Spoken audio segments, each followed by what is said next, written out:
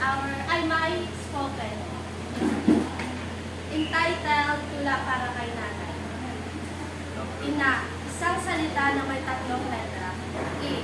Ikaw ang tanlaw na nagsilbing permanent ilaw na nais kong sabihin sa'yo na ikaw sa akin ay mahalaga. Madalas man na ang enerhiya mo'y ubos, mahal pa rin kita kahit hindi pa ubos. Ang isang katulad mo ay dapat pinapahalagahan ng lubos sa simpleng pagbibigay ng bulaklak kahit ang pera ko'y maubos. O inang maalaga, walang katumbas na sakripisyo ang iyong ginawa.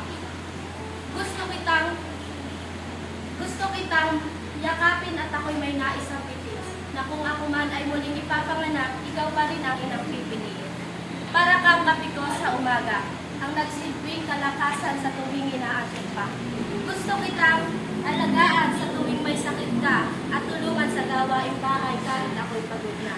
Kaya sa araw na ito, gusto kong sabihin sa'yo na ikaw lang ang nag-iisang idolo ko, na kahit hindi na ang buhok ko, mananatiling tagahanga mo ako.